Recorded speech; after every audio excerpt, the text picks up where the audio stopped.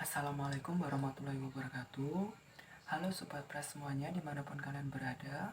Apa kabar? Semoga selalu sehat, selalu semangat, dan selalu dalam lindungan Tuhan Yang Maha Esa. Nah, berjumpa lagi dengan Pras di sini ya. Di video kali ini, Pras akan mengajak Sobat Pras semuanya untuk belajar bersama mengenai salah satu gangguan klinis yaitu depresi. Nah, Pras akan berfokus pada kasus bullying ya, karena bullying ini sering mengakibatkan depresi. Nah, oleh karena itu tidak usah lama-lama lagi, yuk langsung saja kita mulai pembelajaran kita kali ini. Sobat Pras semuanya, perlu kita ketahui bersama bahwasanya bullying ini dapat menjadi stresor yang mengancam pada remaja, sebab penerimaan dari teman sebaya merupakan hal yang sangat penting sehingga pengucilan dapat diartikan sebagai stres, frustasi, dan kesedihan. Nah, remaja mengandalkan teman sebaya untuk memberikan dukungan yang sebelumnya disediakan oleh keluarga. Lalu, penolakan yang akan berakibat pada munculnya masalah psikologis seperti kecemasan, depresi, kesedihan, kesulitan berhubungan dengan orang lain, dan kesepian. Selanjutnya, Alweus ini menyatakan bahwa terdapat dua bentuk dari bullying, yaitu bullying secara langsung atau direct bullying dan bullying secara tidak langsung atau indirect bullying. Bullying secara langsung dilakukan terhadap orang lain melalui kontak fisik secara langsung ataupun secara verbal melalui serangan secara terbuka seperti mengancam, mendorong, dan mencubit.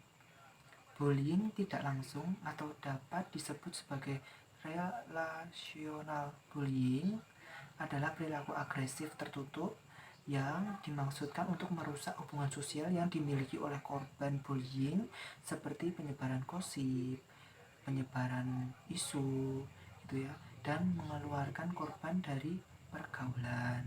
Seperti itu. Berbagai penelitian mengenai bullying memperkuat hasil bahwa korban bullying memiliki kecenderungan yang lebih besar untuk mengembangkan gangguan depresi jika dibandingkan dengan remaja yang tidak mengalami bullying.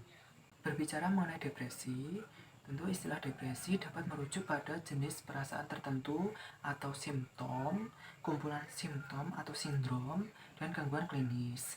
Depresi dapat merujuk pada keadaan subjektif seperti rasa kecewa, putus asa, atau tidak bahagia.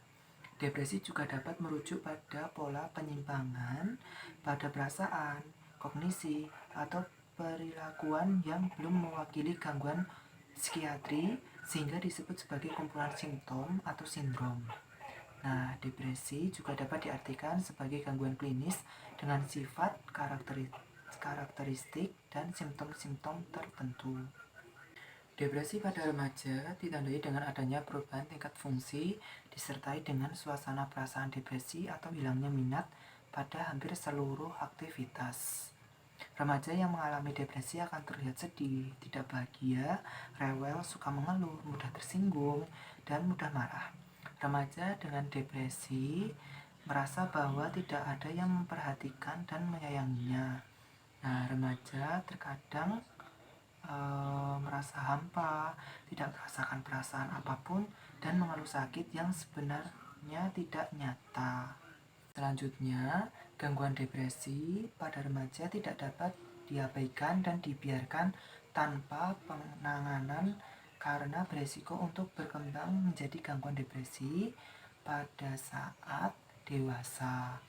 Nah, depresi pada remaja lebih mungkin berlanjut pada usia dewasa dibandingkan dengan depresi pada anak.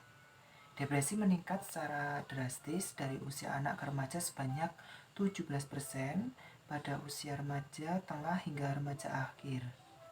Peningkatan depresi terjadi sebesar 6 kali lipat dari usia 15 tahun sebesar 3% dan meningkat menjadi 17% pada usia 18 tahun.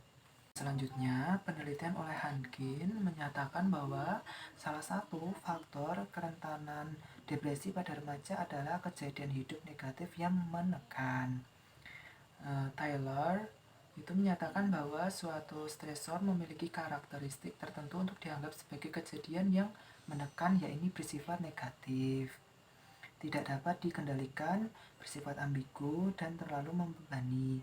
Remaja kerap mendapatkan perilaku kekerasan di sekolah, seperti perilaku kekerasan dari guru, teman sekelas, dan kakak kelas. Perilaku kekerasan ini dapat disebut dengan istilah bullying. Nah, seorang murid dikatakan mengalami bullying jika terkena secara berulang kali dan sepanjang waktu pada tindakan negatif oleh satu atau lebih murid lainnya.